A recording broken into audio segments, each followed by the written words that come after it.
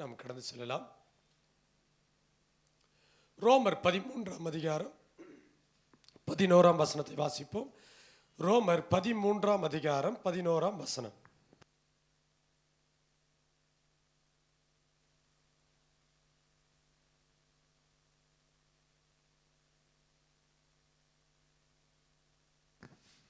வாசிங்க.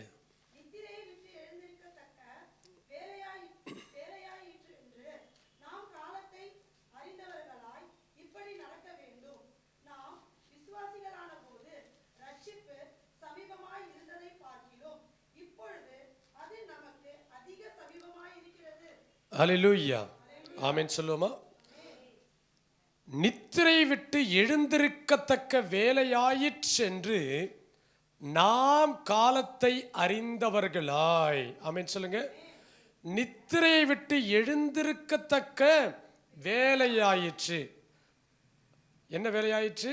நாம தூக்கத்தை விட்டு எழுந்து விட்டோம். என்ன தூக்கத்தை விட்டு எழுந்து விட்டோம்? இந்த உலகத்தில் ஒரு தூக்கம் உண்டு, உலகத்திலே ஒரு உறக்கம் உண்டு, உலகத்திலே ஒரு நித்திரை உண்டு. உலகத்திலே இன்றைக்கும் அநேக ஜனங்கள் உறங்கிக் கொண்டே இருக்கிறார்கள். அல்லேலூயா. இன்றைக்கும் என்ன செய்கிறார்கள்? உறங்கிக் கொண்டே இருக்கிறார்கள், தூங்கிக் கொண்டே இருக்கிறார்கள். நான் சொல்லுவது புற மதஸ்தர்களையோ புறஜாதி மக்களையோ அல்ல. நான் சொல்லுவது தேவ ஜனங்கள் என்று சொல்லிக் கொள்ளுகிற, இன்றைக்கும் காணப்படுகிற விசுவாசிகள் என்று சொல்லப்படுகிற, இன்றைக்கும் ஆலயத்திற்கு போய்கொண்டிருக்கிற, தேவனை கூப்பிடுகிற ஜனங்களை தான் நான் சொல்லுகிறேன். இவர் எழுதப்பட்டதும் ரோமாபுரிக்கு எழுதும் பொழுது அந்த பட்டணத்துக்கு அவர் ஊழியத்திற்கே முதல்ல போகலை. ஊழியத்திற்கு போகாது இருக்கும் பொழுதே இந்த நிருபத்தை மட்டும் அப்போஸ்தலனாகிய பவுல் இந்த ரோமாபுரிக்கு எழுதினார். அவர் எழுதும் பொழுது இந்த வார்த்தையில் நிறைய சத்தியங்கள், இந்த ரோமருக்கு எழுதின புஸ்தகத்தை நீங்கள் அந்த நிருபத்தை மட்டும் வாசித்து பாருங்கள். அவ்வளவு சத்தியங்கள், ஒரு முழு வேதாகமத்தினுடைய சத்தியங்கள் அதுக்குள்ளே, அது சின்ன புத்தகத்துக்குள்ளே அடங்கியிருக்கு. நீங்கள் வாசித்து பாருங்கள். அதில் 16 அதிகாரம் இருக்குது, அதை வாசித்து பாருங்கள். இவர் சொல்கிறாரு, நித்திரை விட்டு எழுந்திருக்கத்தக்க வேலையாயிற்று. நாம் ஒரு வேலைக்குள்ளே வந்துட்டோம். அந்த வேலை என்ன வேலைன்னு சொன்னால், தூக்கத்தை விட்டுட்டு எழுந்திருக்கணும். ஆமேன்னு சொல்லுங்க. காலையில் எல்லாருக்கும் ரொம்ப கஷ்டமான வேலை இதுதான். அல்லேலூயா. காலையில் ரொம்ப கஷ்டமான வேலை ஒன்று இருக்குன்னு சொன்னால் தூக்கத்தை விட்டு எழுந்திருக்குத்தான். கவனிங்க. அதாவது ஒரு ஊருக்கு போகிறோம், ஒரு பஸ்ஸிலோ ட்ரெயினிலோ நம்ம பிரயாணம் பண்ணுகிறோம். ஒரு கண்டக்டர் எழுப்புவார். அப்போ நம்ம என்ன பண்ணுவோம்? உங்கள் ஸ்டாப்பிங் வந்துருச்சு, இறங்குங்க அப்படின்னு தூக்கத்துலேருந்து எழுப்புறான்னு வச்சுங்க. அப்போ நம்ம என்ன பண்ணுவோம்? எழுந்திருப்போமா? எழுந்திருக்க மாட்டோமா? இல்லைன்னா வேறு பிரச்சனை வரும். எழுந்திருப்போம். ஆனால் வீட்டிலே படுத்து தூங்கும் பொழுது நாம் எழுந்திருக்கும் போது என்ன பண்ணுவோம்? இன்னும் கொஞ்சம் நேரம் தூங்கலாம், இன்னும் கொஞ்சம் நேரம் என்ன பண்ணலாம், கை முடக்கி கொண்டு நித்திரை செய்யலாம், இன்னும் நேரம் ஆகலை, இந்த நேரத்துக்கு போனால் போதும். அப்போது நம்முடைய தூக்கத்தை ஒவ்வொரு இடத்திலும் நாம் தான் தீர்மானிக்கிறோம். எவ்வளவு நேரம் தூங்கணும், எப்போ தூங்கணும், எவ்வளவு நேரம் நான் தூங்கி கொண்டு இருக்கலாம், எப்போ நான் எழுந்திருக்கணும், இதெல்லாம் யார் தீர்மானிக்கிறது? நான் தான் தீர்மானிக்கிறேன். அப்போது தூக்கத்தை விட்டு எழுந்திரு அப்படின்னு சொல்கிறதுக்கு காரணம் என்னன்னு சொன்னால், இந்த செயலை நீங்கள் தான் செய்யணும். யார் செய்யணும்? நீங்கள் தான் செய்யணும். ஏன் செய்யணும்? அதை செய்யும் பொழுது தான் ஆண்டவர் உன்னை பயன்படுத்துவார். அதாவது நித்திரை விட்டு எழுந்திருக்கத்தக்க வேலையாயிற்றென்று நாம் காலத்தை அறிந்தவர்களாய். அல்லேலூயா, அல்லேலூயா. ஒரு பாடல் இருக்குது. பொதுவாக நான் அந்த பாடல்லாம் விரும்புகிறதும் கிடையாது, சொல்கிறதும் கிடையாது. அது ஒரு சினிமா பாடல் தான். அந்த பாடலை அதாவது பாடுறது ஒரு ஆள், இசை வாசிக்கிறது ஒரு ஆள். ஆனால் ஒரு கவிஞன் ஒருத்தர் இருப்பார். அந்த கவிஞன் தான் என்ன பண்ணுவார்? இந்த பாடலை எழுதுவார். அதாவது அந்த பாடல் என்ன சொல்லுதுன்னா, வேலை தனியில் தூங்கியவன் வேலை இழப்பான், கடையில் தூங்குறவன் போட்ட முதலையே என்ன பண்ணுவான்? போட்ட முதலே இழந்துருவான். அப்படி அந்த நல்ல காலங்களை இந்த தூக்கத்தினால் அநேகர் என்ன பண்ணிடுறாங்க? கெடுத்து போடுறாங்க. உங்களுக்கு தெரியும், அந்த சினிமா பாடலாம் ரட்சிக்கப்படாத நாட்களை நீங்கள் கேட்டிருப்பீங்க. நானும் ரட்சிக்கப்படாத நாட்களை கேட்டிருக்கிறேன். நானும் என்ன பண்ணியிருக்கிறேன்? கேட்டிருக்கிறேன். இப்படிப்பட்ட தூங்காத. அப்போ தூக்கம் அநேகருடைய காலத்தை கெடுத்து விடும். அநேகருடைய காலத்தை கெடுத்து விடும். நல்லா தூங்குகிற தூக்கம் உள்ளவனை அல்லது சோம்பேறிய ஒரு நாளும் கர்த்தர் பயன்படுத்தவே மாட்டார். நீங்க என்ன தான் ஜெபம் பண்ணுங்க, என்னதான் ஜெபம் பண்ணுங்க, நல்லா தூங்கி தூங்கி வழிகிற தூக்கம் உள்ள ஒரு சோம்பேறியை கர்த்தர் பயன்படுத்தவே மாட்டார். அப்போ நாம நித்திரை விட்டு எழுந்திருந்தா தான் கர்த்தர் நம்மை பயன்படுத்துவார். அல்லேலூயா. அப்போ நமக்கு ஒரு வேலையை வச்சிருக்கிறார். அது என்ன வேலைன்னா, காலத்தை சுதந்தரித்துக் கொள்ளுகிற வேலை, நம்முடைய ஆசீர்வாதத்தை சுதந்தரித்துக் கொள்ளுகிற ஒரு வேலை, நம்முடைய நமக்கென்று தேவன் வைத்திருக்கிற காரியங்களை சுதந்தரித்துக் கொள்ளுகிற ஒரு வேலையை வச்சிருக்கிறார். அதுக்கு நான் என்ன செய்யணும்? நித்திரை விட்டு எழுந்திருக்கணும். நாம் காலத்தை அறிந்தவர்களாய், நல்லா கவனிங்க, காலத்தை அறிந்தவன் தூங்க மாட்டான். எக்ஸாமுக்கு போறவன் தூங்க மாட்டான், வேலைக்கு போறவன் தூங்க மாட்டான், பிரயாணத்துக்கு போகிறவன் தூங்க மாட்டான். அப்படி என்றால் ரட்சிக்கப்பட்ட ஜனம் பாவத்திலே ஒரு நாளும் தூங்கக்கூடாது, அந்த துன்மார்க்கத்திலே ஒரு நாளும் தூங்கக்கூடாது. இன்னும் கொஞ்சம் பாவத்தில் இருக்கிறேன், இன்னும் கொஞ்சம் நான் இந்த அக்கிரமத்தில் வாழறேன், இன்னும் கொஞ்சம் நான் லஞ்சத்தை வாங்கி கொள்றேன், இன்னும் கொஞ்சம் நான் அநியாயத்தை சேர்த்து கொள்றேன், பாவத்திலே தூங்குவாயானால் அந்த காலம் முடிந்த பிறகு ஒரு காலம் வரும், ஐயோ எனக்கு போதித்தார்களே, ஐயோ எனக்கு சொன்னார்களே, நான் கேட்காமல் போய்விட்டேனே, எனக்கு போதித்தவளை சொல்லுக்கு நான் மதிக்காமல் போய்விட்டேன் என்று சொல்லும் ஒரு காலம் வரும். ஆகவே தான் காலத்தை அறிந்தவர்கள் ஒரு நாளும் தூங்க மாட்டார்கள், வாழ்க்கையிலே முன்னேறுவார்கள். அதே போல பரிசுத்த காலத்தையும் தேவனுக்குரிய காலத்தையும் இந்த காலம் முடிகிற காலம் அல்லது நித்தியத்திற்குரிய காலத்தையும் அறிந்தவர்கள் ஒரு நாளும் பாவத்திலும் துன்மார்க்கத்திலும் தூங்கி கொண்டிருக்க மாட்டார்கள். காலத்தை அறிந்தவர்களாய் இப்படி நடக்க வேண்டும். நாம் விசுவாசிகள் ஆன போது ரட்சிப்பு சமீபமாய் இருந்ததை பார்க்கலாம். ஆமென் சொல்லுமா? நான் விசுவாசிகளான போது ரட்சிப்பு சமீபமாய் இருந்ததை பார்க்கலாம், இப்பொழுது அது அதிக சமீபமாய் இருக்கிறது. ரட்சிப்பு ஒரு காலத்தில் எப்படி இருந்ததுன்னு சொன்னா, ரொம்ப கிட்ட இருந்தது. எப்படி கிட்ட இருந்தது? அவ்வளவு நெருக்கத்தில் வந்தபடியினால் நான் ரட்சிக்கப்பட்டேன். ரட்சிக்கப்பட்ட உடனே இன்னைக்கு விசுவாசிகளுடைய மனசு எப்படி மாறுதுன்னு சொன்னா, ரட்சிப்பை கொஞ்சம் வீட்டில் வச்சிருது, ரட்சிப்பை கொஞ்சம் எங்கேயாவது ஓரம் கட்டி வச்சிருது, ரட்சிப்பை பைபிளை தூக்கி பரண மேலே வைக்கிற மாதிரியும் ஷெல்ஃபில் வைக்கிற மாதிரியும், ரட்சிப்பை தூக்கி கொஞ்சம் பீரோவில் வச்சுட்டு என்ன பண்ணுறது, உலகத்தில் வாழுகிற வாழ்க்கை போல வாழ்ந்து கொண்டே இருக்கிற அநேக ஜனங்கள் இருக்கிறாங்க. ஆனால் ஆண்டவர் சொல்கிறாரு, நீ ரட்சிக்கப்படும் பொழுது எவ்வளவு பயத்தோடு இருந்த, எவ்வளவு நடுக்கத்தோடு இருந்த, எவ்வளவு ஜாக்கிரதையாக இருந்த அந்த ரட்சிப்பை சுதந்திரிச்ச, அந்த வார்த்தையை கேட்ட, சத்தியத்தை கேட்ட, மனம் திரும்பின, ஞானஸ்நானம் பெற்ற, அதை பார்க்கிலும் இப்போ அந்த ரட்சிப்பு எப்படி இருக்குன்னு சொன்னா, நாளுக்கு நாள் தூக்கி வைக்கிற தூரத்தில் வைக்கிறப்படுகிற ஒரு ரட்சிப்பாய் அது அல்ல. அது நாளுக்கு நாள் நாளுக்கு நாள் இன்னும் சமீபமாய் இன்னும் சமீபமாய் இன்னும் சமீபமாய் அது இருக்கிறது. அல்லேலூயா. இரவு சென்று போயிற்று, 13ஆம் வசனம் 12ஆம் வசனம், இரவு சென்று போயிற்று, பகல் சமீபமாயிற்று, நாம் இரவுக்கும் இருளுக்கும் உள்ளானவர்கள் அல்ல. அது போயிடுச்சு. ஆமென் சொல்லுங்க பார்க்கலாம். அதை நான் விட்டுட்டேன், அந்த உலக வாழ்க்கையை விட்டுட்டேன், அந்த துன்மார்க்க வாழ்க்கையை விட்டுட்டேன்.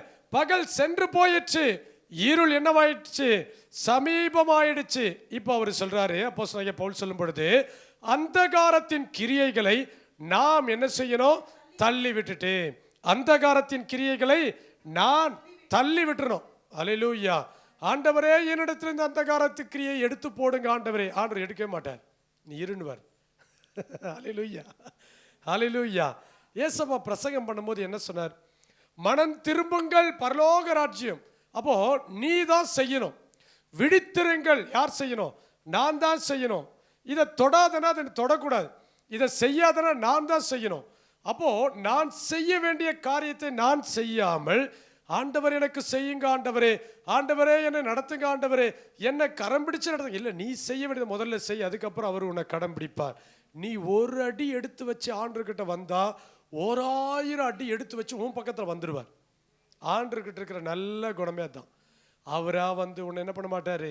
உலுக்கி மகனே எழுந்து ஜெபி சொல்லவே மாட்டார்.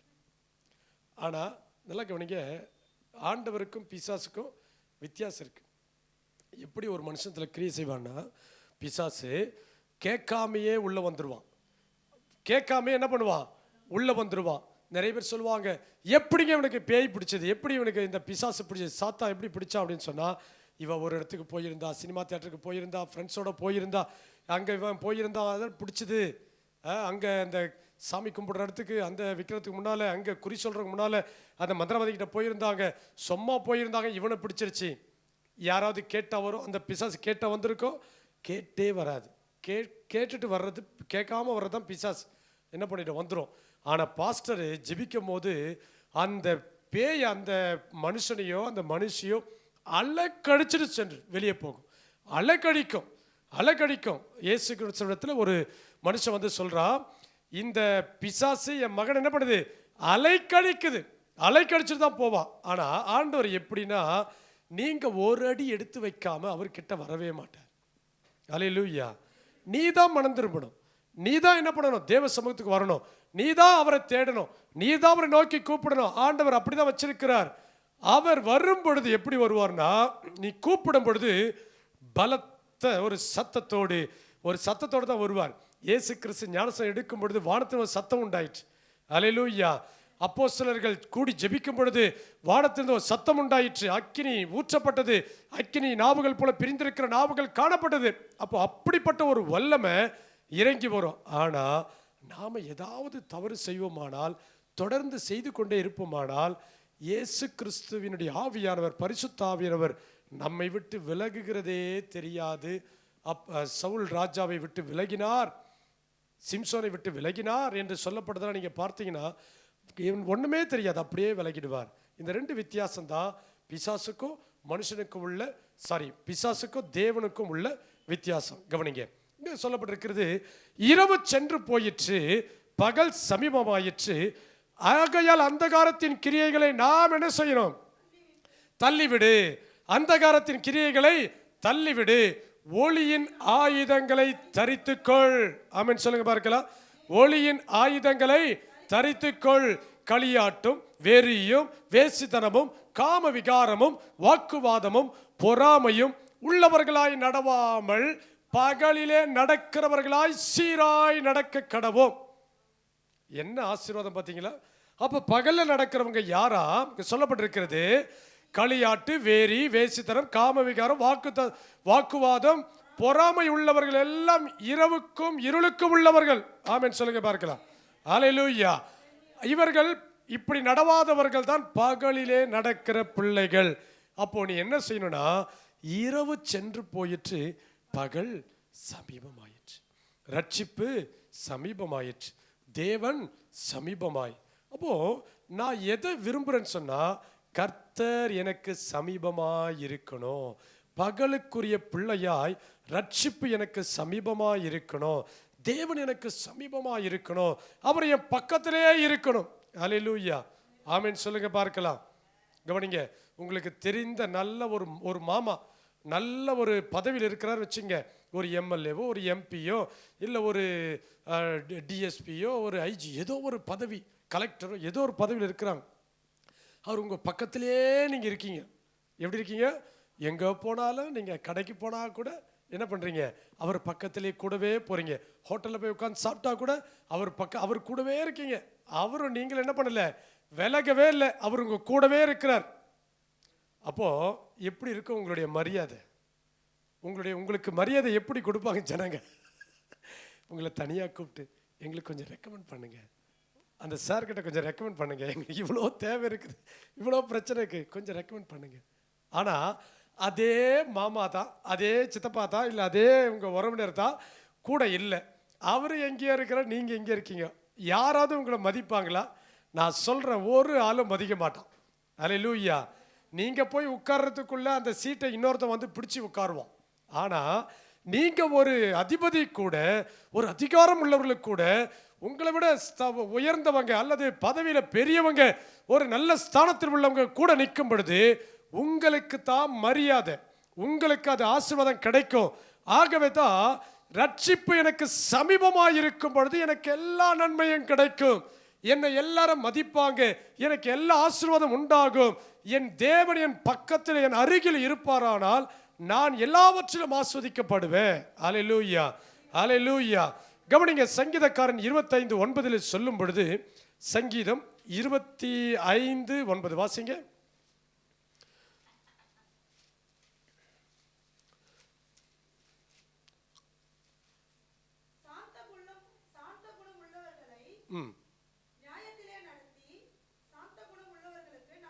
இல்ல, மன்னிக்கவும், 85:9 நம்முடைய தேசத்தில் மகிமை வாசமாயிருக்கும்படி அவருடைய ரட்சிப்பு அவருக்கு பயந்தவர்களுக்கு சமீபமாயிருக்கிறது. அல்லேலூயா. நல்லா கவனிங்க, அவருடைய ரட்சிப்பு யாருக்கு சமீபமாயிருக்குது? யாருக்கு அவர் சமீபமாக இருக்கிறார்னு சொல்லப்பட்டிருக்கு? பயந்தவர்களுக்கு. அவருக்கு நான் பயப்படுவேன்னா அவர் என் பக்கத்திலே இருக்கிறாரு, நான் அவர் பக்கத்திலே இருக்கிறேன். அல்லேலூயா. எபேசியர் 2:13 வாசிக்கும் பொழுது அப்போஸ்தலனாகிய பவுல் ஒரு அழகான வார்த்தை அங்கே சொல்லுகிறார். 2:13 வாசிங்க பார்க்கலாம். முன்னே தூரமாய் இருந்த நீங்கள் இப்பொழுது கிறிஸ்து இயேசுவுக்குள் கிறிஸ்துவின் இரத்தத்தினாலே சமீபமானீர்கள். அல்லேலூயா, அல்லேலூயா. பாருங்க, ஆண்டவர் அவர் நம் பக்கத்தில் இருப்பதற்கும் நாம அவர் பக்கத்தில் இருப்பதற்கும் கர்த்தர் ஒரு நல்ல காரியங்களை ஏற்படுத்துகிறார். என்ன கொடுக்கிறார்னா, உனக்கு ரட்சிப்பை தருகிறார். அல்லேலூயா. அவர் சும்மா என் பக்கத்தில் இருப்பான்னு சொல்லல, ரட்சிப்பை தர்றாரு. அது மாத்திரமல்ல, அவர் சொல்றாரு, அப்போஸ்தலனாகிய பவுல் சொல்றாரு, உனக்கு அவருடைய ரத்தத்தையே கொடுக்கிறார். அவருடைய ரத்தத்தையே உனக்கு கொடுக்கிறார். உனக்கு அந்த ரத்தத்தையே கொடுத்து என்ன பண்றாருன்னா, நீ சமீபமா ஒரு பக்கத்தில் இருக்கணும். ஏன்னா அவர் உன் அருகில் இருப்பாரானால், கர்த்தர் உன் சமீபமாக இருப்பாரானால் உன்னை ஒரு தீங்கு மண்டாது, ஒரு மனுஷனும் உன்மேல் கை போட முடியாது, ஒரு மனுஷனுக்கு நீங்க என்ன பண்ண முடியாது, பயப்பட வேண்டிய அவசியமும் இல்லை. இந்த வார்த்தை சொல்லுகிறது, முன்னே நீ எங்க இருந்த? பாவத்தில் இருந்த, துன்மார்க்கத்தில் இருந்த, அக்கிரமத்தில் இருந்த, சோதனையில் இருந்த, எல்லா பாடுகளை அனுபவிச்சுக்கிட்டு இருந்த. அதனால வந்தது எல்லாம் உனக்கு, நீ பிரயாசப்பட்டது எல்லாம் வீண். ஆனா ஆண்டவர் சொல்றாரு, முன்னே தூரமாய் இருந்த, இப்போ கிறிஸ்துவுக்குள், கிறிஸ்து இயேசுவுக்குள் கிறிஸ்துவின் ரத்தத்தினாலே, ஆமென் சொல்லுங்க பார்க்கலாம், அவருடைய ரத்தத்தினாலே நான் என்னவா மாறிட்டேன்? சமீபமா மாறிட்டேன். பீலையாம், பழைய ஏற்பாட்டு தீர்க்கதரிசி பீலையாம் ரட்சிப்பை இழந்த அந்த மனுஷன், அவன் ஒரு வார்த்தையை சொன்னான். என்னாகும் 24:17 அவரை நான் காண்பேன், இப்பொழுது அல்ல, அவரை நான் தரிசிப்பேன், சமீபமாய் அல்லன்னு சொல்லிட்டு பாவம் அவரு ரட்சிப்பை இழந்துட்டு செத்து போயிட்டார். ஆனா நல்லா கவனிங்க, இந்த வசனம் அவரால் சொல்லப்பட்ட வார்த்தையாக இருந்தாலும், அந்த பீலையாம் தீர்க்கதரிசியின் மூலமாய் சொல்லப்பட்ட வார்த்தையாக இருந்தாலும், இன்றைக்கு இந்த வார்த்தை நம்மோடு கூட பேசுகிறது. அவரை காண்பேன், இப்பொழுதே நான் காண்பேன். ஆமென் சொல்லுங்க பார்க்கலாம். அவரை தரிசிப்பேன், அவர் சமீபமாய் அல்லன்ட்டு போயிட்டார். யாரு? அவர் சமீபமாய் இல்லப்பான்னு போயிட்டார். ஆனா ஆண்டவர் சொல்றாரு, நான் உன் பக்கத்திலே தான் இருக்கிறேன். அந்த வசனத்தை வாசிங்க பார்க்கலாம். என்னாகும் 24:17 வாசிங்க. அவரை காண்பேன், இப்பொழுது அல்ல, அவரை தரிசிப்பேன், சமீபமாய் அல்ல. இந்த வார்த்தைகளுக்கு நல்ல அர்த்தம் என்ன தெரியுங்களா? நான் அவரை காண்பேன், ஆனா சமீபமாய் இல்லை. ஏன் சமீபமாய் இல்லைன்னா, இவர் இந்த பீலையாம் தீர்க்கதரிசி கர்த்தரோடு இருக்கிற காரியங்களில் விட்டுட்டார். அடுத்து சொல்லப்பட்டிருக்கு, அவரை தரிசிப்பேன், சமீபமா இல்லை. இப்ப கர்த்தர் எங்கிருந்து பேசுறாரு? தூரத்திலிருந்து பேசுறார். சமீபமா இருக்க வேண்டிய தீர்க்கதரிசிக்கு தூரத்திலிருந்து பேசுறார். ஏன்? பணத்தினால், அநீதத்தின் கூலியினால் இவன் என்ன செய்தான்னா, தன்னுடைய ஆத்துமாவை இழந்து போன தீர்க்கதரிசி. ஆனா இந்த வார்த்தை இதே மோசேக்கும் யோசுவாவுக்கும் சொல்லும் பொழுது கூட ஆண்டவர் என்ன சொல்றாருன்னா, நான் உன் கூட இருப்பேன். அதே காலங்களில், பழையேற்பாட்டு காலங்களில் நீங்கள் வாசி, அது இஸ்ரவேல் ஜனங்களை நடத்தின அந்த மோசேக்கு பின்பு யோசுவாவிடத்தில் 1ஆம் அதிகாரத்தில் சொல்லும்போது சொல்றாரு, நான் உன் கூட இருப்பேன், உன்னோடு கூட இருப்பேன், நான் உன்னை விட்டு விலகுவதும் இல்லை, உன்னை கைவிடுவதும் இல்லை, உன் கூடவே இருப்பேன்னு சொன்னார். அல்லேலூயா, அல்லேலூயா. நாம் சொல்ல முடியும், கர்த்தர் எனக்கு சமீபமாயிருக்கிறார், கர்த்தர் எனக்கு சமீபமாயிருக்கிறார், கர்த்தர் என் அருகில் இருக்கிறார். சரி, ஒரு 4 காரியங்களை இன்றைக்கு நாம் பார்க்க போறோம். கர்த்தர் யாருக்கு அவர் சமீபமாக இருப்பார்? அல்லேலூயா, ஆமென் சொல்லுங்க பார்க்கலாம். அல்லேலூயா. யாருக்கு அவர் சமீபமாக இருப்பார்? நான் எப்படி வேணா வாழ்ந்துட்டு அவர் சமீபமாக இருப்பாரா? என் பக்கத்தில் இருந்துருவாரா? அந்த பீலேயாம் சொன்னார், நான் காண்பேன், சமீபமாக இல்லை, தரிசிப்பேன், இப்பொழுதல்ல. ஆனால் நான் சொல்கிறேன் கவனிங்க, ஆண்டவர் அப்படிப்பட்ட தேவனே கிடையாது. நம்முடைய ஆண்டவர் எப்படிப்பட்டவர் தெரியுமா? அவரை போல ஒரு உண்மையுள்ள தேவனை இந்த உலகத்தை நீங்கள் பார்க்கவே முடியாது. அவரை போல ஒரு உண்மையுள்ளவரை நீங்கள் பார்க்க முடியாது. நான் செய்வேன்னு சொன்னால் செஞ்சே ஆவார். எத்தனை ஆண்டானாலும், எத்தனை காலமானாலும், எத்தனை யுகங்கள் ஆனாலும் அவர் சொன்னதை செய்வார். அல்லேலூயா. இந்த வார்த்தை யார் தான் சொன்னது? பீலேயாம் தான் 23ஆம் அதிகாரம் சொல்லி வச்சிருக்கிறார். அவர் பொய் சொல்ல அவர் மனிதன் அல்ல, மனமாற மனுப்புத்திரனும் அல்ல. அவர் சொல்லியும் செய்யாதிருப்பாரோ, அவர் வசனித்தும் நிறைவேற்றாதிருப்பாரோ. அவர் தான் சொன்னார். ஆனால் கவனிங்க, ஆண்டவர் தம்முடைய பிள்ளைகளுக்கு அவர் பக்கத்திலே இருப்பேன்னு சொன்னா நிச்சயமா செய்வார். ஆனால் நாம செய்ய வேண்டிய ஒரு காரியம் இருக்குல்ல. நீங்க பஸ்ல போனோம், பஸ் உங்க வீட்டை தேடி வராது. நீங்க என்ன பண்ணணும்? பஸ் ஸ்டாப்புக்கு போனோம். ட்ரெயினும் நம்ம வீட்டை தேடி வராது. நாம் என்ன பண்ணோம்? ரயில்வே ஸ்டேஷனுக்கு போனோம். அதற்கான ஆயத்தத்தோடு போனோம். நீங்கள் டிக்கெட் எடுத்திருக்கணும். டிக்கெட் எடுப்பதற்கான பணம் இருக்கணும். அதற்கான தகுதி உங்களுக்கு இருக்கணும். நீங்கள் போய் என்ன பண்ணலாம்? ஏறலாம். அதிலே போட்டிருப்பான், டிக்கெட்டை கேட்கும் பொழுது காண்பிக்கவும் அப்படின்னு சொல்லி. உங்கள் மேலே சந்தேகம் வந்தால் ஆதாரையும் காண்பிக்கிறதுக்கு நீங்கள் என்ன பண்ணணும்? ரெடியாக இருக்கணும். சரி, அப்போது நமக்குள்ள சில ஆயத்தங்கள் இருந்தால்தான் நாமே ஒரு சில காரியங்களை பெற முடியும். அப்படி என்று சொன்னால் ஆண்டவர் அருகில் இருப்பதற்கு, அவர் சமீபமாக இருக்கிறதற்கு நம்மிடத்தில் சில குணங்களும் சில காரியங்களும் தேவை இருக்கணும். வாசிங்க பார்க்கலாம். சங்கீதம் 145:18 வாசிப்போமா? சங்கீதம் 145:18.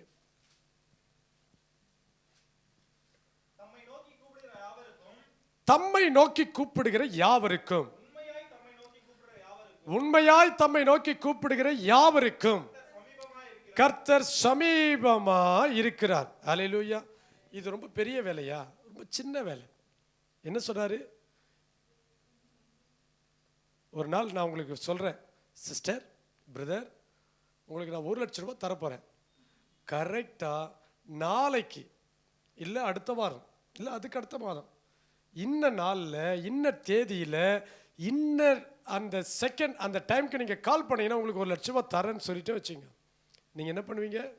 அந்த நாளுக்காக காத்திருந்து அலாரம் வச்சு எழுந்து நீங்கள் ஃபோன் பண்ணி, நீங்கள் இந்த டைமில் கால் பண்ணால் 1 லட்சம் ரூபாய் தரேன்னு சொன்னீங்களே, தாங்க. கேட்பீங்களா? கேட்க மாட்டீங்களா? நிச்சயமாக கேட்போம். ஏன் தெரியுமா? நமக்கு தெரியும், நான் கேட்டால் இது கிடைக்கும். ஆண்டவர் ஒரு திட்டத்தை வச்சிருக்கிறார். என்னைக்கு திட்டத்தை வச்சிருக்காருன்னா, இந்த 145:18 சொல்லுகிறது, உண்மையாய் தம்மை நோக்கி கூப்பிடுகிற யாவருக்கும். சொல்லுங்க பார்க்கலாம். உண்மையாய் தம்மை நோக்கி கூப்பிடுகிற யாவருக்கும். அதாவது நோக்கி கூப்பிடணும், 2 பேருக்கு தர்றார். உண்மையாய் நோக்கி கூப்பிடுகிற யாவருக்கும், சாரி மன்னிக்கவும், 2 வாசிமா, முதல்ல வாசிமா, கவனிங்க. இது ஒரு ஜனம், அல்லது இது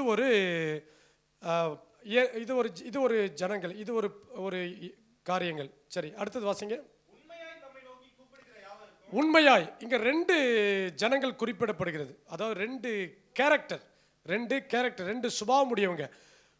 தம்மை நோக்கி கூப்பிடுகிற ஒரு கேரக்டர், இன்னொன்று உண்மையாய் தம்மை நோக்கி கூப்பிடுகிற யாவர்.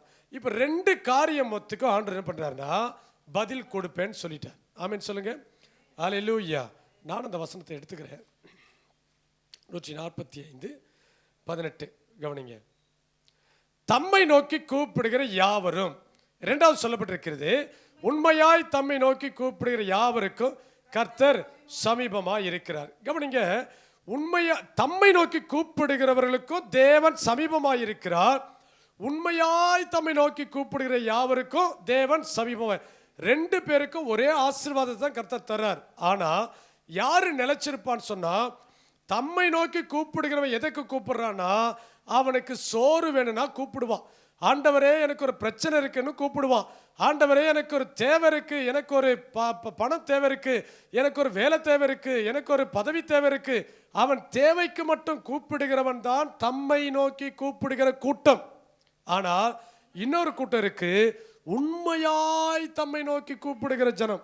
யாராவது உண்மையாய் தம்மை நோக்கி கூப்பிடுகிற ஜனம், அவங்க எப்படிப்பட்டவங்கன்னா, அவங்க தான் முழுமையான ஆசீர்வாதத்தை பெற்றுக்கொள்வாங்க. அவங்க தான் இந்த ரட்சிப்புக்குள்ள நிலைச்சு நிற்பாங்க. அல்லேலூயா, அல்லேலூயா. பாருங்க, உண்மையாய் நோக்கி கூப்பிடுகிற எல்லாருக்கும் ஆண்டவர் சமீபம். என்ன பண்ணு, முதல்ல கூப்பிட ஆரம்பி. ஐயோ என்கிட்ட உண்மை இல்லையே, நான் பரிசுத்தமா இல்லையே, நான் நீதியா இல்லையே, இல்லை, முதல்ல கூப்பிடு, அவர் பக்கத்தில் வருவார். அதை நீ உண்மையாய் மறுபடியும் கூப்பிடுகிற, உண்மையாய் கூப்பிடுகிற ஒரு பழக்கமா நீ மாற்றிக்கொள். அப்பொழுது கர்த்தர் உன்னை ஆஸ்வதிப்பார். அவர் என்ன சொன்னார்னா, கூப்பிடுகிற காக்கை குஞ்சுகளுக்கும் தேவன் ஆகாரத்தை தருகிறார், அவைகளையும் நான் போஷிக்கிறேன். மலைப்பிரசங்கத்தில் சொல்லும் பொழுது, அவைகளையும் நான் போஷிக்கிறேன், அவைகள் விதைப்பதும் இல்லை, அறுப்பதும் இல்லை, களஞ்சியங்கள் என்ன பண்ணுறதில்லை, சேர்க்கிறதும் கிடையாது, அவைகளை நான் போஷிக்கிறேன், அவைகள் கூப்பிடுவதை நான் என்ன பண்ணுறேன், கேட்கிறேனே. அப்போ ஆண்டவர் சொல்றாரு, உண்மையாய் கூப்பிடுகிற பிள்ளைகளுக்கு அவர் சமீபமாயிருக்கிறார். ஏசாயா 55 அதிகாரம் 6 வசனத்திலும் இந்த வார்த்தைகள் சொல்லப்பட்டிருக்கின்றன. வாசிங்க பார்க்கலாம். ஏசாயா 55:6. கர்த்தரை கண்டடையத்தக்க சமயத்தில் அவரை தேடுங்கள், அவர் சமீபமாயிருக்கையில் அவரை நோக்கி கூப்பிடுங்கள். அல்லேலூயா. கர்த்தரை கண்டடையத்தக்க சமயத்தில் அவரை தேடுங்கள், அவரை கூப்பிடுங்கள். ஆண்டவர் கண்டடையத்தக்க சமயம் எதுன்னு சொன்னா, இரவு முழுவதும் தேவ சமூகத்தில் ஜெபித்தவர்கள் தேவனை கண்டடைந்தார்கள். அதிகாலையில் எழுந்து ஜெபித்தவர்கள் தேவனை கண்டடைந்தார்கள். உபவாசம் பண்ணி ஜெபித்தவர்கள் தேவனை கண்டடைந்தார்கள். ஒரு ஆபத்திலே கர்த்தாவே என்று கூப்பிட்டவர்கள் தேவனை கண்டடைந்தார்கள். அதாவது தேவனை தேடும் பொழுது அவர் என்ன பண்றாரு, சமீபமா வர்றாரு. அந்த வசனத்தை மறுபடியும் வாசிக்கும் பொழுது, அது கர்த்தரை கண்டடையத்தக்க சமயத்தில் தேடு, அவர் என்ன சமீபமாய் இருக்கும் பொழுது அவரை நோக்கி கூப்பிடு, அவரை நோக்கி கூப்பிடு. நிறைய பேர் கூப்பிடாததுக்கு காரணம் என்னன்னா, அவங்களுக்குள்ள ஒரு தாழ்வு மனப்பான்மை. ஆண்டவர் இருக்கிறாரா இல்லையா, ஆண்டவரை நான் இப்படிப்பட்ட பாவத்தை நான் செஞ்சுட்டேனே, என் கூட இருக்கிறீரா இல்லையா, இப்படிப்பட்ட துன்மார்க்கத்தை நான் செஞ்சுட்டேனே, இந்த பாவம் பல ஆண்டுகளுக்கு முன்பாய் செய்த பாவமானாலும் அது என்னுடைய சிந்தனையில வந்து வந்து என்னை உறுத்துகிறதே. சாத்தான் இப்படிப்பட்ட கலைகளை விதைப்பான். நல்லா கவனிங்க, சாத்தான் இதை போட்டுக்கிட்டே இருப்பான். நீ அந்த வருஷம் இப்படி செஞ்சு, நீ ரட்சிக்கப்படுறதுக்கு முன்னால் கூட சில பாவத்தை சுட்டி காட்டுவான். சாத்தானுடைய வேலை என்னன்னா, உன் பாவத்தை சுட்டி காட்டுறதுதான் வேலை. ஆனால் ஆண்டவர் சொல்வாரு, உன்னை நீ எப்படி பரிசுத்தமாகணும் அதற்கான வசனத்தை காண்பித்து கர்த்தர் உன்னை முன்னோக்கி போறதுக்கு வழியை காண்பிப்பார். ஹல்லேலூயா, ஹல்லேலூயா.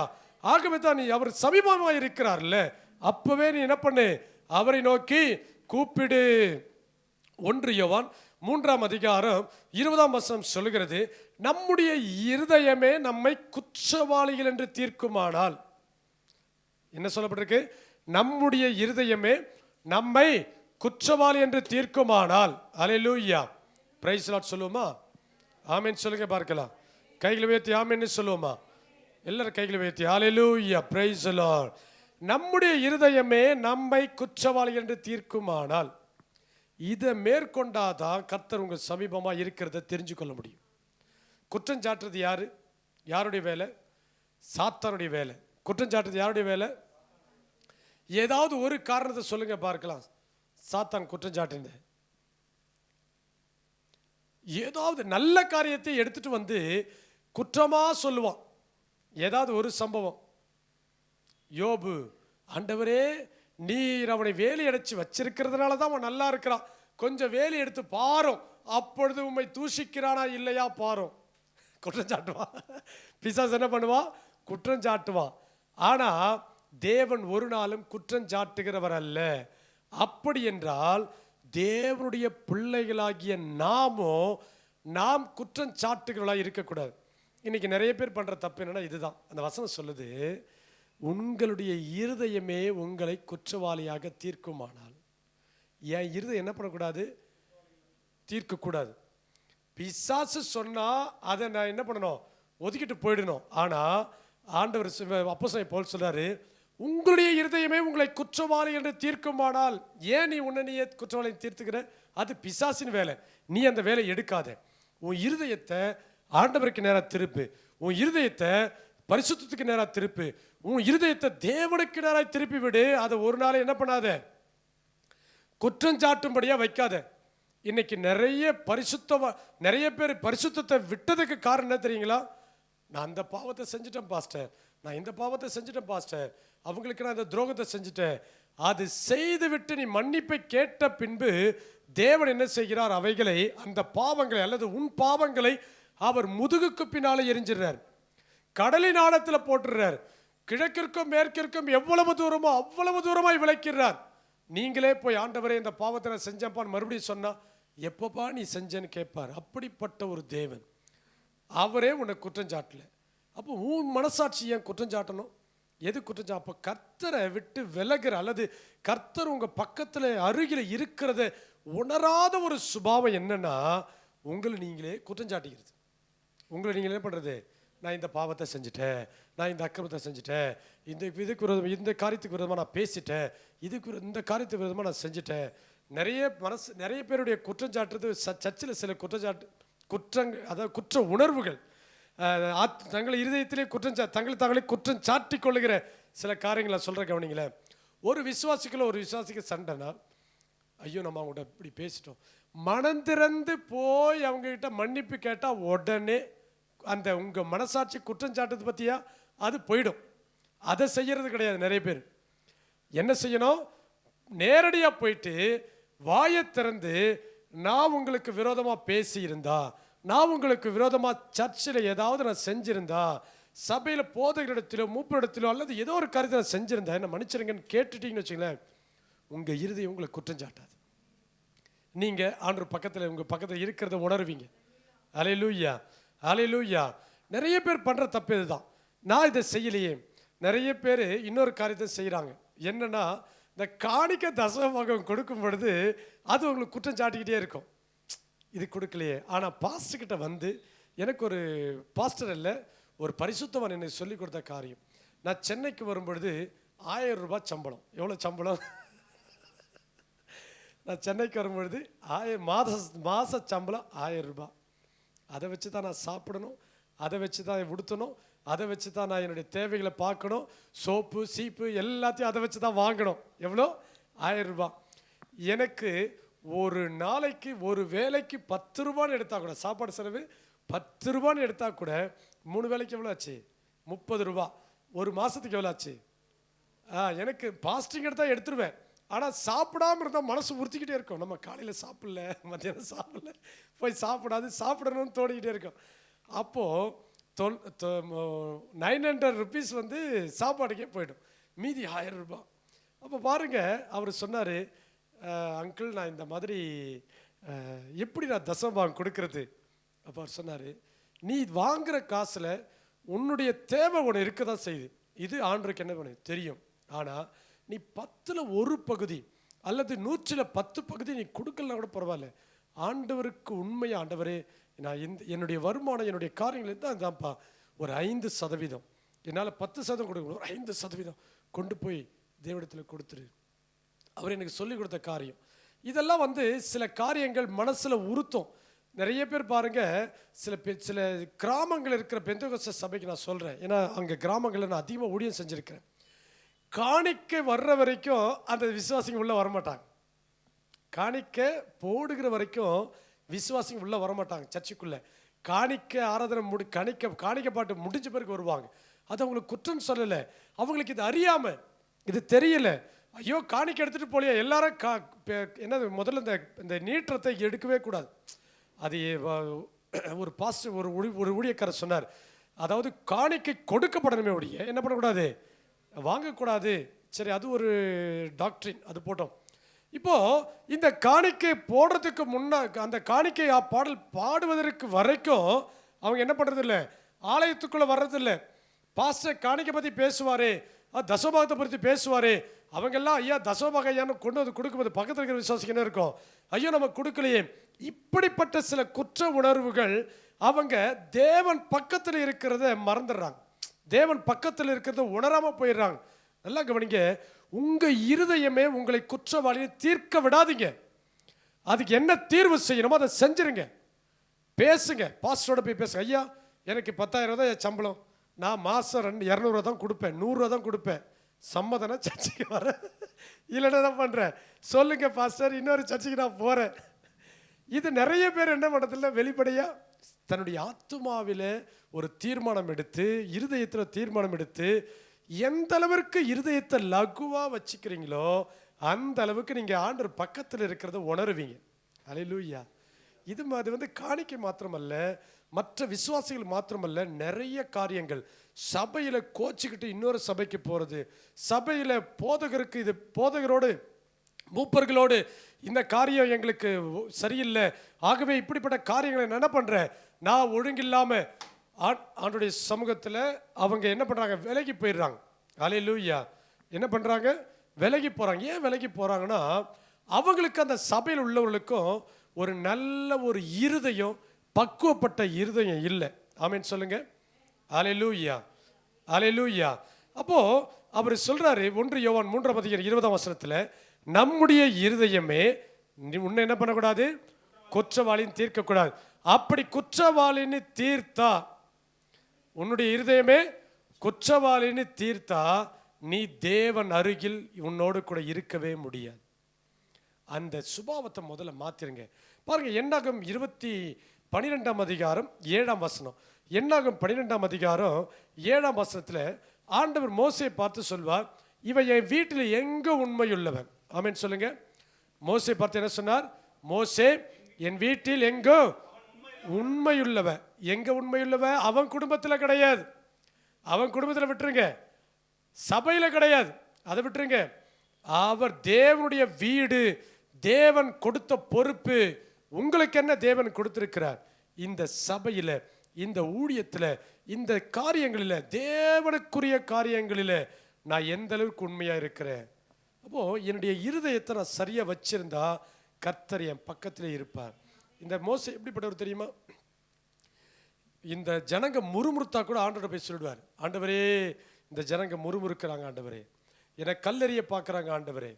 அப்போ ஆண்டவர் சொல்லுவார், அவங்களை அதமாக்குகிறேன் அப்படின்னு சொல்லும்போது மறுபடியும் போய் ஆண்டவர்கிட்ட போய், ஆண்டவரே அந்த ஜனங்களை மன்னிங்க ஆண்டவரே, நான் இனி உங்களோட வரமாட்டேன் ஆண்டவரே, உடைய சமூகம் எங்களுக்கு முன்பாக செல்லாதிருந்தா இந்த இடத்திலிருந்து எங்களை கொண்டு போகாதீரும். வெளிப்படையாய் பேசி தன் இருதயத்தை தேவனோடு வைத்திருந்த மனுஷன். யார் மேலே அவருக்கு கசப்பு கிடையாது, யார் மேலே அவருக்கு பொறாமை கிடையாது. ஐயோ எனக்கு நான் ஆசாரியனா மாறணும். நல்லா கவனிங்க, இந்த மோசேக்கும் அந்த ஆரோனுக்கும் வித்தியாசம் இருக்குது. அவருக்கு பொறாமப்பட்டிருக்கணும், ஆரோன் மேலே தான் பொறாமப்பட்டிருக்கணும். என்ன பொறாமப்பட்டிருக்கணும்? அந்த ஆரோனை பற்றி மோசே சொல்லும் பொழுது ஆண்டவர் சொல்கிறாரு, ஆரோன் உனக்கு என்ன பண்ணுவான், வாயா இருப்பான்னு சொல்லி தான் அனுப்பினார். ஆரோன் என்ன பண்ணுவான், உனக்கு வாயா இருப்பான், போய் பார்வனிடத்தில் போய் பேசுன்னு சொல்லுவார். அப்போ இந்த வாயா இருந்தவனை கடவுள் என்ன பண்ணார், ஆசாரியனை மாற்றிட்டார். எப்படி மாற்றினார்? சாதாரண ஆசாரியம் கிடையாது. அவருடைய சரீரத்தில் தங்கம் என்ன, வைரம் என்ன, வைடூரியங்கள் என்ன, பொன்மணிகள் என்ன, அவருடைய அலங்காரம் என்ன. ஆனால் மோசேக்கு அவர் எப்படி ஆரம்பத்தில் எகிப்தில் இருந்தாரோ அதே போல தான் அவர் போய் சேர்ந்திருப்பார். அவருக்கு வஸ்திரத்தில் பெரிய மாற்றம் ஒன்றும் கிடையாது. வேணா அந்த கோல் இருந்திருக்கும், அந்த வஸ்திரம் இருந்திருக்கும். ஆனால் ஆரோனுக்கு பாருங்க ஒரு விசேஷித்த உடைகள். ஒரு நாள் இவர் பொறாமப்படவே இல்லை. ஒரு நாள் என்ன பண்ணல, பொறாமப்படலை. எதை குறிச்சும் பொறாமப்படலை, யாரை குறிச்சும் குறை சொல்லலை. குற்றம் சொன்னவங்களையே கர்த்தர் என்ன பண்ணார், தண்டிச்சார். மீரியாம தண்டிச்சார். குஷ்டரோகம் வந்தது அவளுக்கு. 7 நாள் அவள் அவமானப்பட்டாள். ஆனால் அவருடைய இருதயம், அந்த மோசையுடைய இருதயத்தை பார்த்தான்னு சொல்றாரு, இந்த மோசே என் வீட்டில் எங்க உண்மையுள்ளவ. நல்லா கவனிங்க, இருதயத்தை லகுவா வச்சுக்கோங்க, கர்த்தர் உங்க பக்கத்திலே இருப்பார். அல்லேலூயா, அல்லேலூயா. கவனிங்க, யாத்திராகமம் 20:21 நீங்க வாசிப்பீர்களானால், தேவன் இருந்த கார்மேகத்திற்கு சமீபமாய் அவன் சேர்ந்தான். தேவன் இருந்த கார்மேகத்திற்கு அவன் சமீபமாய் சேர்ந்தான். அவன் எங்க வந்தான், எங்க வந்தான்? தேவன் சமீபமாய் சேர்ந்தான். ஆனா அதே இஸ்ரவேல் ஜனங்களுக்கு ஆண்டவர் சொன்னாரு, இந்த மலை பக்கத்துல கூட ஒருத்தன் கூட வரக்கூடாது. இந்த மலையை சுற்றிலும் ஒரு மிருகமாவது எந்த மனுஷனாவது வந்தால் அந்த மலையை தொடுவான். அவர் இருக்கிறது மலை மேலே, தேவனை சந்திக்கிற இடம் மோசே மலை மேலே. ஆனால் அந்த மலையை சுற்றிலும் கூட யாரும் கிட்ட வரக்கூடாதுன்னு சொல்லி வைத்த ஆண்டவர் உண்மையுள்ள பிள்ளைகளை தம்மை உண்மையாய் நோக்கி கூப்பிடுகிற பிள்ளைகளை அவர் சொல்றாரு, கர்த்தர் சமீபமாய் சேர்ந்தான். அவர் கார்மேகத்தில் வர்றாரு, இவன் கார்மேகத்துக்குள்ள போறான். ஆமென் சொல்லுங்க பார்க்கலாம். இதுதான் தேவன் உண்மையுள்ளவர்களாய் கூப்பிடுகிற பிள்ளைகளுக்கு, சுத்தமுள்ள இருதயத்தோடு கூப்பிடுகிற பிள்ளைகளுக்கு கர்த்தர் சமீபமாயிருக்கிறார். இரண்டாவது ஒரு காரியத்தை மாத்திரம் இன்னைக்கு நான் சொல்லி முடிக்கிறேன். மாலையில் அடுத்த 2 காரியங்களை மாலையில் நான் சொல்றேன். அடுத்ததாக யாருக்கு கர்த்தர் சமீபமாக இருக்கிறான்னு சொன்னா, சங்கீதம் 34 சங்கீதம் 18 வசனத்தை நாம் வாசிப்போம். சங்கீதம் 34:18. நொறுங்குண்ட இருதயம் உள்ளவர்களுக்கு கர்த்தர் சமீபமாய் இருந்து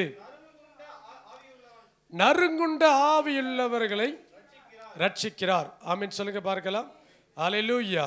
இந்த சங்கீதம் ஒரு விசேஷமான சங்கீதம். இது ரொம்ப அருமையான ஒரு சங்கீதம். இந்த சங்கீதத்தை நீங்கள் மனப்பாடமே பண்ணி வச்சுக்கலாம். கவனிங்க, இந்த இந்த வார்த்தை சொல்லுகின்றன,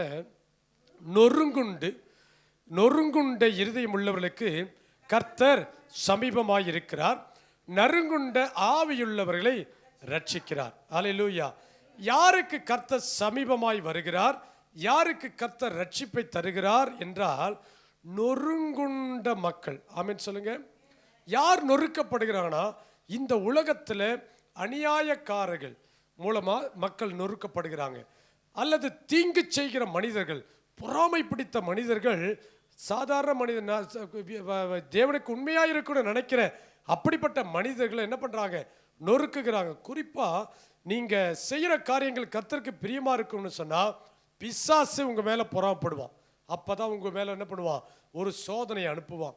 இந்த சோதனையில் நீ எப்படி ஜெயிக்கிறப்பார், நீ சர்ச்சுக்கு போக முடியாது, நீ ஜெபிக்க முடியாது, வேதத்தை வாசிக்க முடியாது, நீ பரிசுத்தமாய் வாழ முடியாது. பிசாசு அப்படிப்பட்ட சோதனையில் அனுப்புவான். நீ உண்மையாக இருக்க முடியாது. லஞ்சமே வாங்கக்கூடாதுன்னு தீர்மானம் எடுக்கும்பொழுது தான் அப்போ தான் ஒருத்தர் கொண்டாந்து கொடுப்பார். சார் உங்களுக்காகவே எடுத்துகிட்டு வந்தேன் சார். அப்போ மனசு சொல்லும், அந்த லஞ்சம் வாங்குற ஆளுக்கு, எனக்கு இல்லை மனசு. இன்னைக்கு ஒரு நாள் லஞ்சம் வாங்கிட்டு நான் நாளைக்கு போய் ஆண்டு என்ன பண்ணுறேன், மன்னிப்பு கேட்குறேன். பிசாசு சோதிப்பான். இந்த சோதனையில் சிக்குகிற மனுஷர்கள் தான், இந்த பாவத்தில் சிக்குகிற மனுஷர்கள் தான், இந்த பிசாசின் பிடியில் அகப்பட்ட மனிதர்கள் தான் நொறுக்கப்படுகிறார்கள், நொறுங்குண்டவர்களாய் மாறுகிறார்கள், அவர்கள் நறுங்குண்டவர்களாய் மாறுகிறார்கள். அல்லேலூயா, அல்லேலூயா. இந்த வார்த்தை சொல்லுகின்றன, நொறுங்குண்ட இருதயம் உள்ளவர்களுக்கு சமீபமாயிருக்கிறார். அப்போஸ்தலனாகிய பவுல் சொல்லும் பொழுது, நான் செய்கிற பாவத்தை செய்துவிட்டு நான் பாடுபடுவேன், ஆனால் அதனால் எனக்கு என்ன மேன்மை உண்டு? நான் உண்மையாயிருந்து கர்த்தருக்கு பிரியமாயிருந்து கர்த்தருடைய வார்த்தையின்படி நடந்து சத்தியத்தின்படி நடந்து நான் பாடுபடுவேன், ஆனால் உண்மையாய் இருப்பேன், ஆனால் இந்த பாவத்தை நான் செய்யாதிருப்பேன் இல்லாமல் இருந்து நான் பாடுபடுவேன், ஆனால் அதனாலே உனக்கு மேன்மை உண்டு என்று சொல்லுகிறார். அப்போ நான் நொறுக்கப்படும் பொழுதும் நறுக்கப்படும் பொழுதும் நொறுங்குண்ட இருதயத்தோடும் நறுங்குண்ட இருதயத்தோடும் கர்த்தர் நான் இருக்கும் பொழுது கர்த்தர் ஏன் என் பக்கத்தில் வராருன்னா, நான் உண்மையாய் இருந்து அவருடைய சமூகத்தில் உத்தமமாய் வாழ்வேன் என்று சொன்னால் அவர் என் பக்கத்தில் வருவார். அல்லேலூயா. இங்க பாருங்க, இந்த வார்த்தை சொல்கின்றன, 1 சாமுவேல் 1ஆம் அதிகாரத்தில் 1ஆம் அதிகாரத்தை நீங்கள் வாசிக்கும் பொழுது அன்னாளை குறித்து நாம் வாசிக்கிறோம். 1 சாமுவேல் 1ஆம் அதிகாரம்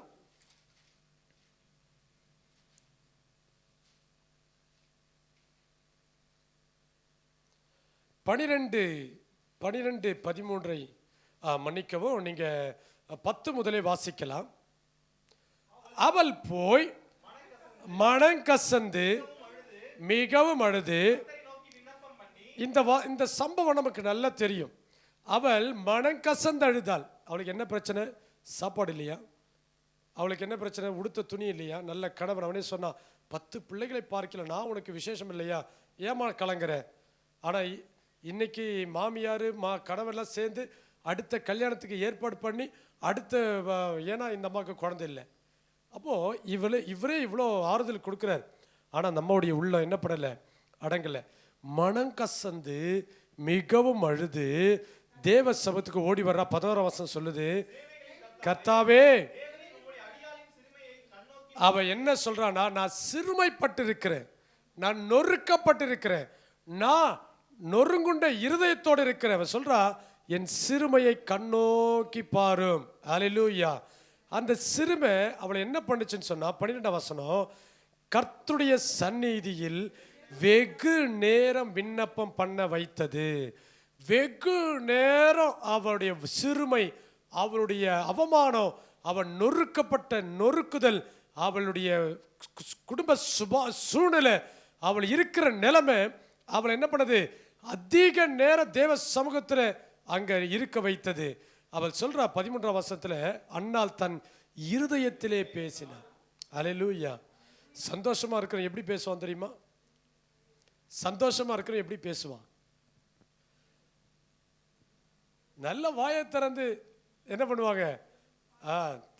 இப்ப பாருங்க, திடீர்னு ஒரு பென்ஸுக்கார் உங்க வீட்டு முன்னாடி நின்று இதாங்க உங்களுதுன்னு சொல்லட்டுமே, கையும் காலும் வாயும் குதிக்கும். இருக்கிற அத்தனை பேருக்கு வாட்ஸ்அப்பில் போட்டு இது வாங்கியிருக்கிற ஸ்டேட்டஸில் வச்சு, அல்லேலூயா ஆமேன், கர்த்தர் எனக்கு பெரிய அற்புதம் செய்தார். அல்லேலூயா. நொறுக்கப்பட்டு நெருக்கப்பட்டு அவ சோர்வடைந்து அவ அவமானப்படுத்தப்படும் பொழுது அங்கே என்ன பேசுதுன்னா, வாய் பேசல, இருதயத்திலே பேசினாள். அன்னாள் தன் 13ஆம் வசனத்தில், அன்னாள் தன் இருதயத்திலே பேசினாள். அல்லேலூயா. லூக்கா 10ஆம் அதிகாரத்தில் ஒரு மனுஷர்களை பார்க்கிறோம். 2 பேர் தேவனுடைய ஆலயத்துக்கு போனாங்க. அந்த 2 பேரும் தேவனுடைய சமூகத்தில் போய் என்ன பண்றாங்க? ஜெபிக்கிறாங்க. ஒருத்தன் ஆலயத்திற்குள்ள போகல, ஆனா இன்னொருத்தன் ஆலயத்திற்குள் நேரடியா போயிட்டான். நேரடியா போய் நின்று கைகளை உயர்த்தி வானத்துக்கு நேராய் தன் கண்களை உயர்த்தி இப்படி ஜெபம் பண்றான். என்ன இப்படி ஜெபம் பண்றான்? ஆண்டவரே, நான் வாரத்தில் 2 தடவை உபவாசிக்கிறேன், என் சம்பாத்தியத்தில் எல்லாம் என்ன பண்றேன்?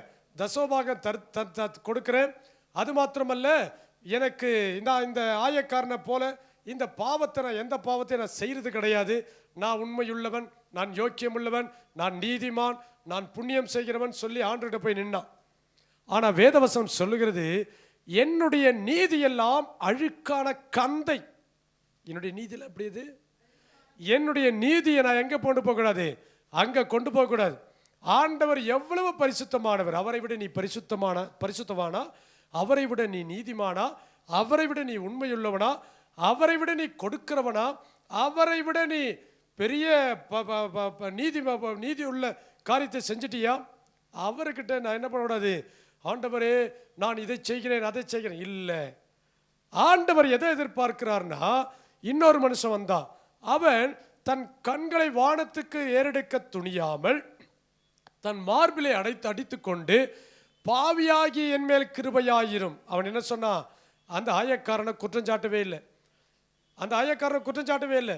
ஏன்னா இவனுக்கு தெரியுது, அவனை விட நான் பாவி. அவன் ஆலயத்துக்குள்ள போகிற தகுதி இருக்கு, எனக்கு என்ன தகுதி இல்லை. நான் ஆலயத்திற்குள்ள போகிற தகுதி இல்லை. கர்த்தர் எங்கே இருப்பார்னு சொன்னா, ஆலயத்தில் இல்லை, ஆண்டுடைய சமூகத்தில் உண்மையாய் கூப்பிடுகிற அந்த பிள்ளைகள் அவருடைய இருதயத்தில் நொறுக்கப்பட்டு நெருக்கப்பட்டு தேவனை நோக்கி கதறுகிற பிள்ளைகள் பக்கத்தில் வந்துடுறாரு. அந்த வார்த்தை நீங்க வாசித்து பார்த்தா சொல்லப்பட்டிருக்கிறது, அவன் அல்ல, இவனே நீதிமானவனாய் திரும்ப போனான். யார் நீதிமானாக்கப்பட்டவன்? அவன் அல்லனா யாரு? ஆண்டவர் அந்த ஆயக்காரன் பக்கத்தில் வந்துட்டார். இவன் எங்க இருக்கிறா? கடவுள் ஆலயத்தில் இருப்பார்னு, கடவுள் எங்க ஆலயத்தில் இருப்பார்னு ஆயக்காரன் கடவுளை ஆலயத்துக்குள்ள தேடுறான். ஆனா அந்த வசன வார்த்தை சொல்லுகின்றன, அவன் அல்ல, ஆலயத்துக்குள் போனவன் அல்ல, ஆலயத்தில் போய் தன்னை பெருமை பாராட்டிக்கிறவன் அல்ல, இவன் மார்பிலை அடித்துக்கொண்டு அழுகிற இவன் தான் எப்படிப்பட்டவன்? தேவனுடைய பக்கத்தில் இருக்கிறவன். அல்லேலூயா. அப்போ நம்முடைய இருதயம் நொறுக்கப்படும் பொழுது கர்த்தர் வருகிறார். நீங்க எப்படி ஜெபிக்கணும்னு சொன்னா, ஆண்டவரே, நான் எவ்வளவு நெருக்கப்பட்டாலும், எவ்வளவு அவருடைய சமூகத்தில் வந்தாலும் எனக்கு துணையாய் நீர் இருக்கிறீர், என் பக்கத்திலே நீர் இருக்கிறீர், என் அருகில் நீர் இருக்கிறீர். நான் எவ்வளவு சோதனைகள் வந்தாலும், எவ்வளவு பாடுகள் அவமானங்கள் வந்தாலும் என் கர்த்தர் என் பக்கத்திலே இருக்கிறார். ஆமென் சொல்லுங்க பார்க்கலாம். என் கர்த்தர் எனக்கு என் பக்கத்திலே இருக்கிறார். ஆதியாகமம் 18ஆம் அதிகாரம் 23ஆம் வசனத்தில் நீங்க வாசிக்கும் பொழுது, லோத்துவுக்காக மன்றாடும்படியாய் இந்த ஆபிரகாம் கர்த்தருடைய சமீபமாய் சேர்ந்தான் என்று எழுதப்பட்டிருக்கிறது. உங்களுக்காக மாத்திரமல்ல, ஒரு நெருக்கப்பட்டிருக்கிறாங்களா, இது யாராவது சோதனைக்குள்ள இருக்கிறாங்களா, நீங்க மற்றவர்களுக்காக மன்றாடுகிற பிள்ளைகளாய். ஏன்னா நீங்க தான் கர்த்தர் பக்கத்தில் போக முடியும், நீங்க தான் தேவ சமூகத்தில் நிற்க முடியும். லோத்துவை போன்றவர்கள் ஒரு பிரச்சனை இருக்கலாம், ஒரு பாடுகளுக்குள்ள இருக்கலாம், ஒரு சோதனைக்குள்ள